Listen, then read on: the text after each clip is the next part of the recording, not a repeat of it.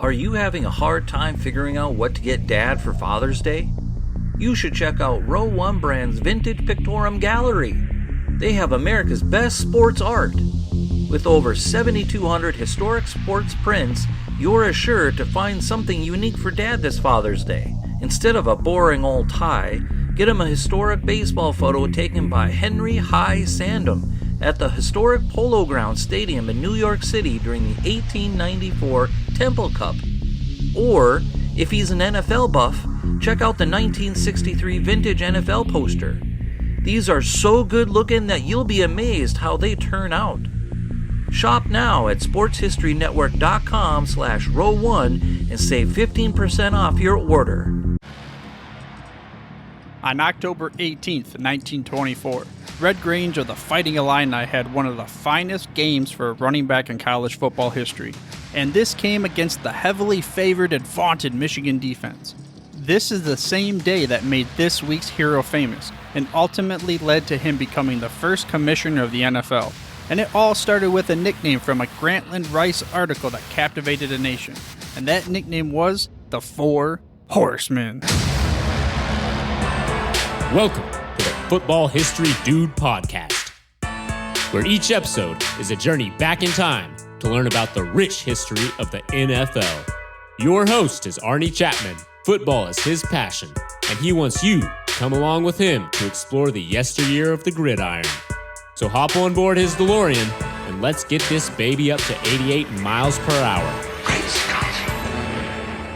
This time as we step off our DeLorean, the date is May 4th, 1903, and we are in Davenport, Iowa. We're here to witness the birth of this week's hero. This week's hero's name is Elmer Francis Layden, who would end up becoming the first commissioner of the NFL, and this would be at a time when leadership was greatly needed. But let's take a step back from this whole commissioner talk.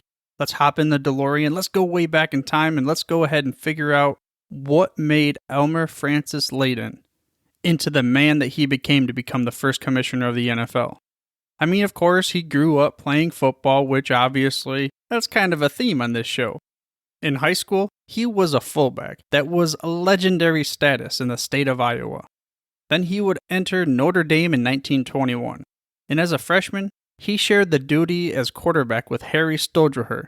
Then by the junior year, he was given fullback duties on one of the most famous backfields in all of American football history. Together with Jim Crowley, Don Miller, and Harry Stoudreher himself, they would form an unstoppable force of mayhem all over the field. They were called the Four Horsemen, a name coined by Grantland Rice, the most famous sports writer from the early 20th century. Now, I'm telling you what, they just don't make him like him anymore. He wrote of myths and legends in sports known as the Golden Age of Sports back in the 20s.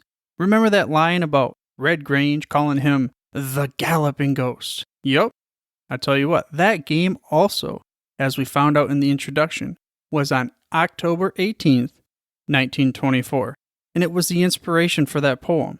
It also happened to be the same day that would be the inspiration for what would ultimately become the Four Horsemen.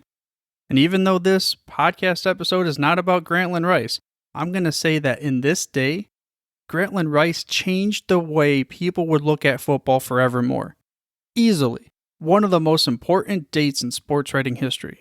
And you can learn more about that famous Red Grange game leading to him becoming the Galloping Ghost over on episode 5. I'll leave a link in the show notes for you, and by the way, you can get to the show notes by heading to thefootballhistorydude.com.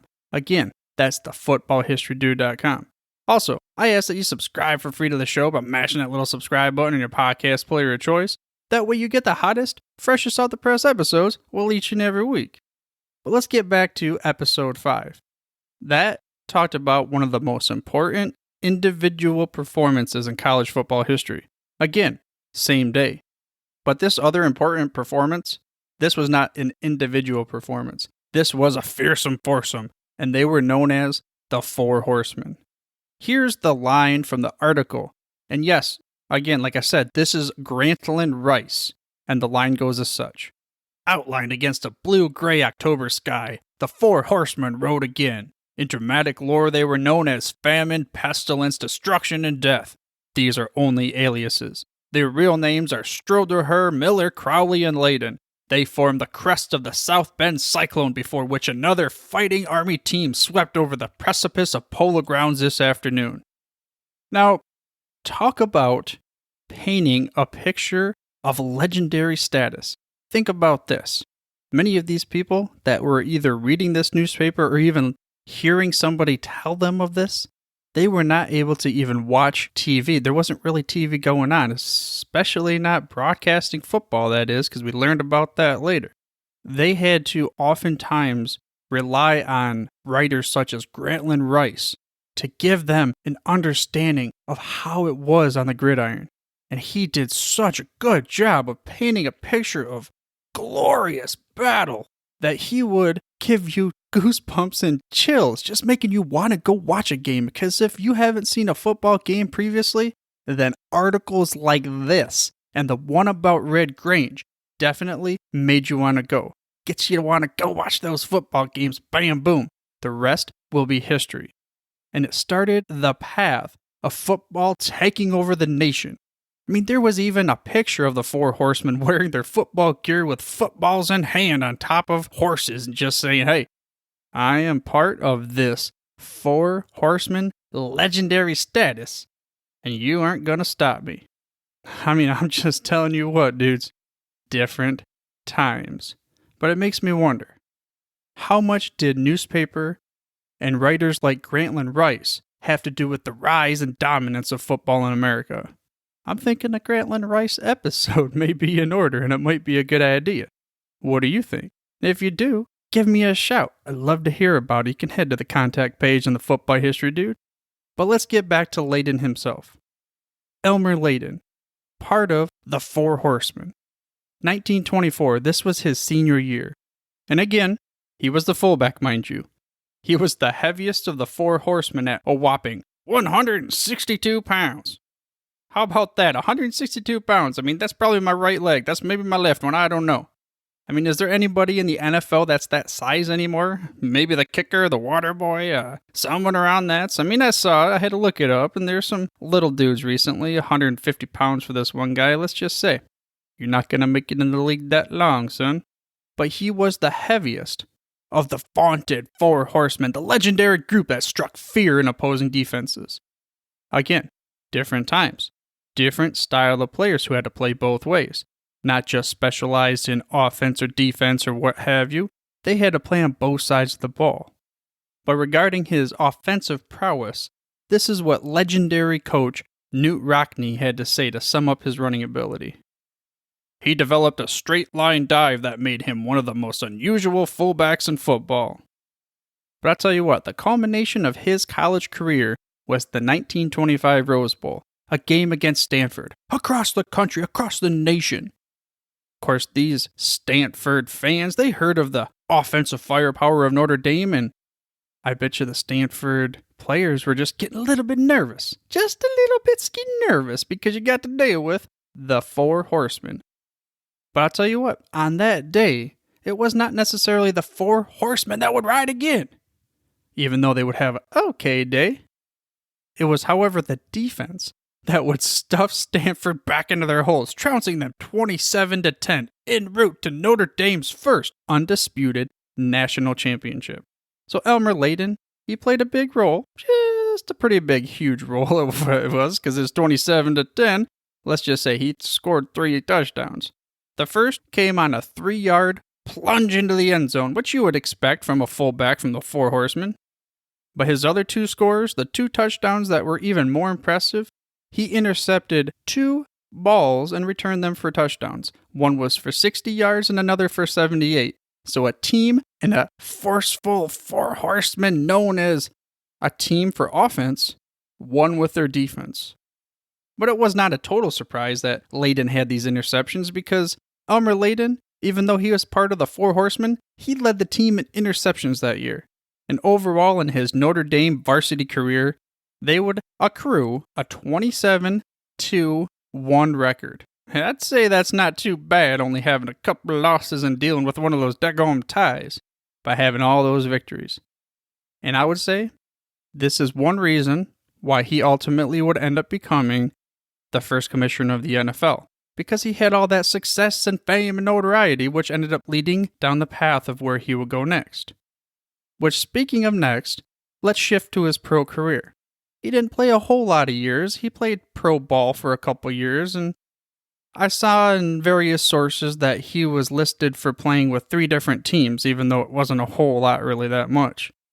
He played, it said, for the Brooklyn Horsemen, which later that year would fold and be merged with the Brooklyn Lions, and I kind of was wondering how much of it had to do with being called the Brooklyn Horsemen because they had 2 of the 4 horsemen on the team. Other teams they discussed that he played for were the Rock Island Independents and the Hartford Blues. A game that continually was brought up was the 1925 season. There was a game between Hartford Blues and the Cleveland Bulldogs. This time, all 4 horsemen would ride again for the Hartford Blues. What was kind of crazy, though, is they didn't really have that great of a game because they had one of those weird deals where you'd play on Saturday, then bounce back, travel across a little bit, and play on Sunday, and you just didn't have a whole lot of rest. But it wasn't the same back then. They didn't have the set schedules and everything. They're just hoping that people show up to the stands. And ultimately, he did have a short-lived pro career at a time when professional football, let's just say it was on the back burner, baby. But he would help later in life save that back burner and maybe bring it up forward a little bit. But after his playing days, he did have to go into another role. He went into coaching because it didn't hurt that legendary coach Knute Rockne was his mentor, so let's just say it was fitting. His first 2 years as a head coach was at Columbia College, where he would amass an 8-5-2 record. Then for the next 7 years, he would be the coach at Duquesne University with a 48-16-6 record. During this time, he starred in a movie. It was a 1931 movie that was titled The Spirit of Notre Dame, and all 4 horsemen were in this movie, so I think it was pretty cool. Later, he was on The Ed Sullivan Show, and also a TV series called We the People, where he played himself, a Notre Dame football player. Then, in 1934, his alma mater, Notre Dame, would come back and knock it, because in 1933, they had a season that was horrible, for a record of 3 wins, 5 losses, and 1 tie, which was the worst in school history. And this wasn't really that far removed from when the legendary Knute Rockne had the teams, the great teams of the 20s, and Hunk Anderson was the coach. Jesse Harper was the athletic director. Let's just say that the article I saw said that they, quote, I'm using air quotes here, resigned. But yeah, I believe they were fired. I mean, come on, 3-5-1, your worst record, and they're used to having Knute Rockne and these legendary teams of the 20s. Well, let's just say, regardless of what the designation was, they're out the door. See you later, man. Don't let it hit you. Elmer Layden was hired to fill both of these roles for his alma mater. He had a much better success rate, let's just say. He ultimately had a 47-13-3 record. He turned that Notre Dame program around and he saved it. And a sidebar, something that I thought was also pretty cool. Nothing really to do with football, but Elmer Layden had a game. There was a board game called Elmer Layden Scientific Football Board Game back in 1936. I'm like, a board game? I'm doing this research on this dude. I'm like, board game? Are you serious? How cool is that? I mean, sure, being in the movies are awesome, but having your own board game after you, that's the cat's meow, man. And he accomplished that, but so much more at the collegiate level as a player and a coach. Guess what? You know it. The NFL put him on notice. They would end up plucking him away from his alma mater to become the first ever NFL commissioner, giving him sweeping powers because the NFL decided that they were going to elect a supreme authority. Elmer Layden, yeah, sure, he seemed like a good fit. So he was officially named the first commissioner on March 1st, 1941. The league office would be moved to Chicago, and then basically Layden, here you go, dude. Good luck, even though they didn't know it at the time. You're going to deal with trying to make the NFL survive during the World War II years, which was a tough time in America, and it was a tough time for the NFL. Almost having to shut the doors down. We talked about this a few episodes ago with Matthew Algio about how the Steagles and the green light letter from President Roosevelt. Elmer Layden had to make that decision, though. Even though the green light letter was technically given to Major League Baseball, Elmer Layden decided that yes, we will keep pressing forward with the NFL. He also helped urge the Steelers and the Eagles to kind of like, hey, guys ain't got no players. How about you join forces and let's help save the league because rosters are dwindling from the war. So the league under Layden, he would also end up getting some more rules that would revolutionize how we know and love and expect and respect the game today. In 1943, under Layden, the league would make mandatory for the first time, dude, you gotta put something over that cranium, you got to wear a helmet. Also, he would allow free substitution, which means that you can actually go back and forth in the plays, you don't have to be on the field the whole time. This is Greek to me, I don't understand it.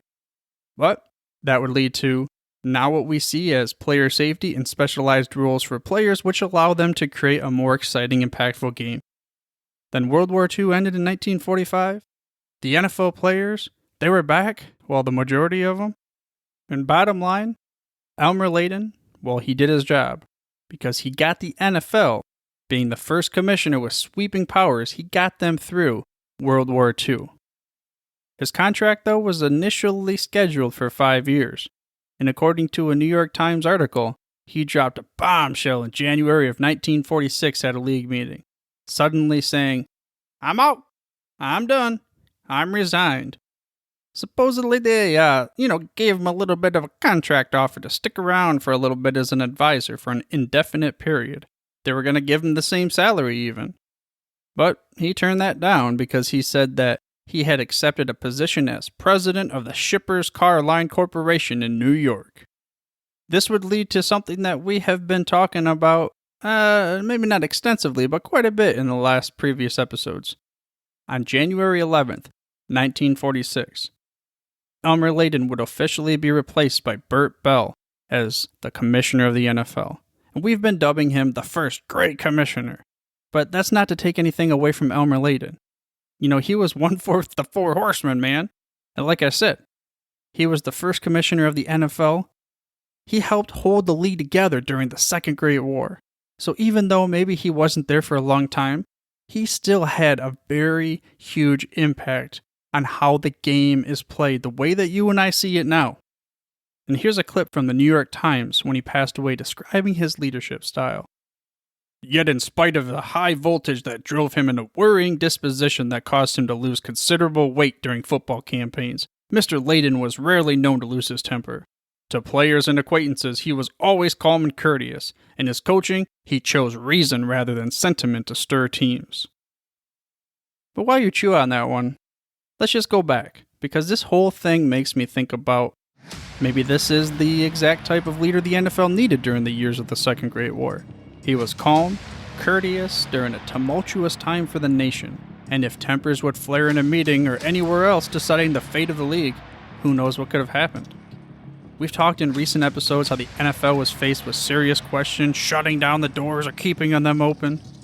It was also thought possible if the NFL had shut the doors, it would never have opened again.